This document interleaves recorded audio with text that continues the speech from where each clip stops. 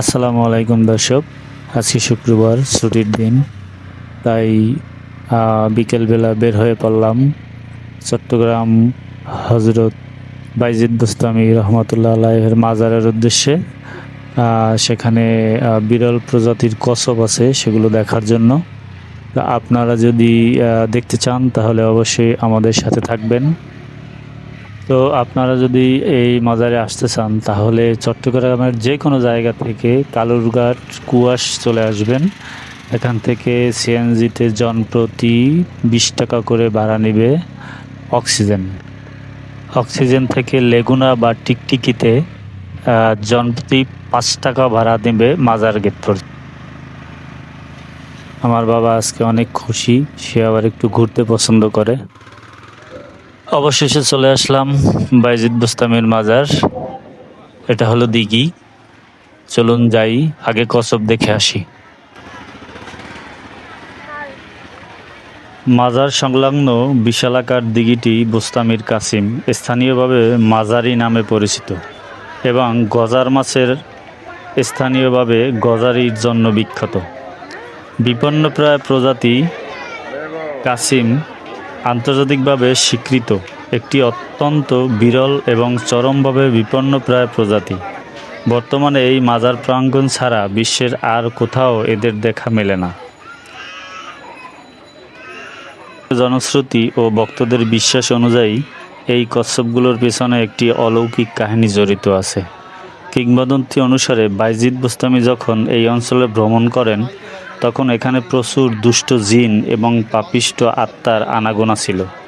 তিনি শাস্তিস্বরূপ সেই সব দুষ্ট আত্মাকে কাসিমে পরিণত করেন এবং আজীবন দিঘিতে বসবাসের দণ্ডাদেশ দেন। অনেকে বিশ্বাস করেন এই কচ্ছপগুলো সেই জিনের বংশধর, যারা মাজারের পুকুরে শত শত বছর ধরে বাস করছে। বলা হয়ে থাকে কাসিম সবার হাতের খাবার খায় না।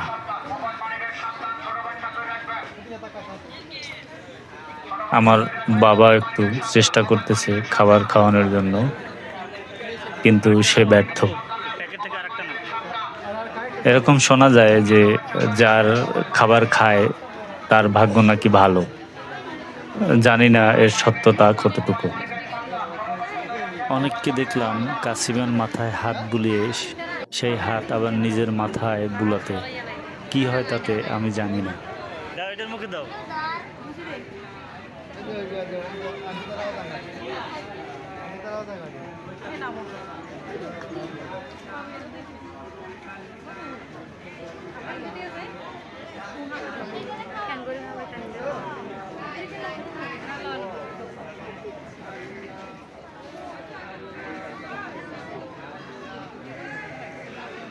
কাসিমগুলি এত বড় বড়, আসলে আপনি সরাসরি না দেখলে বুঝবেন না। আসরের আজান হয়ে গেছে, তাই নামাজ পড়ে নিলাম। এটাও একটি অনেক পুরনো মসজিদ। আসরের নামাজ শেষে এখন মূল মাজারের ভিতরে যাব। তো চলুন আমাদের সাথে। এদিকে আমার সাথে যারা গেছে তারা ভিতরে গেছে, আর আমি বসে বসে জুতা পাহারা দিচ্ছি। এখানে জুতা যদি পাহারা দেওয়া না হয় তাহলে জুতা থাকে না। আর অবশ্য সাইডে আর একটা অপশন আছে, সেটা হলো এখানে জুতা রাখা যায়। পার জুতা 5 টাকা করে দিতে হয়। তো চলুন মাজারের ভিতরে যাওয়া যাক।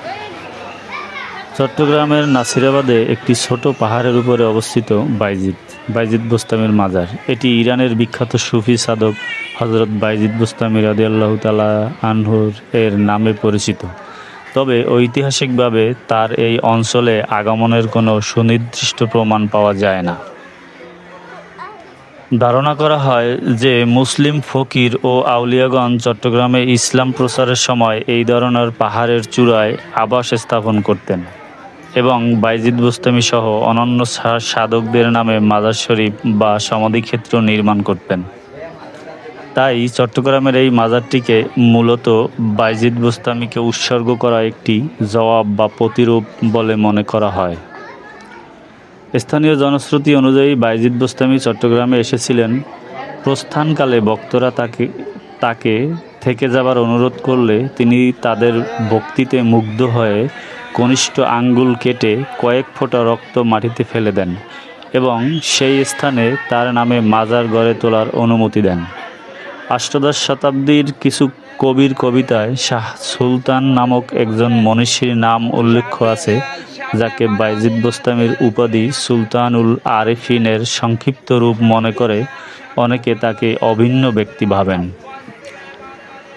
1831 সালে পাহাড়ের উপর একটি দেয়াল ঘেরা আঙিনার মাঝে সমাধির অবয়ব প্রথম আবিষ্কৃত হয়। পরবর্তীতে সমাধিস্থলটি আধুনিক কাঠামো দ্বারা প্রতিস্থাপিত হয়েছে।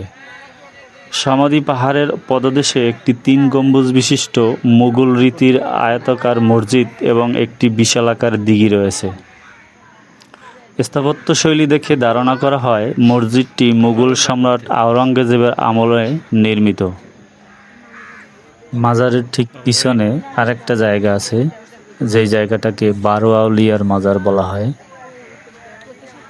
তো সেটাও একটু দেখার জন্য গেলাম।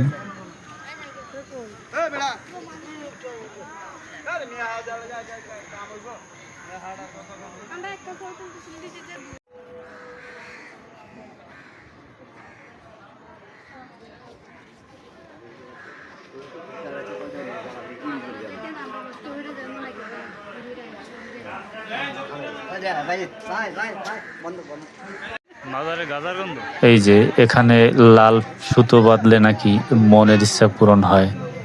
আমার কোনো মনের ইচ্ছা এখানে সুতো বেঁধে পূরণ করার ইচ্ছা নেই, তাই আমি বাঁধলাম না। আপনারা চাইলে বাঁধতে পারেন। তো ভালো থাকবেন সবাই, দেখা হবে পরবর্তী ব্লগে।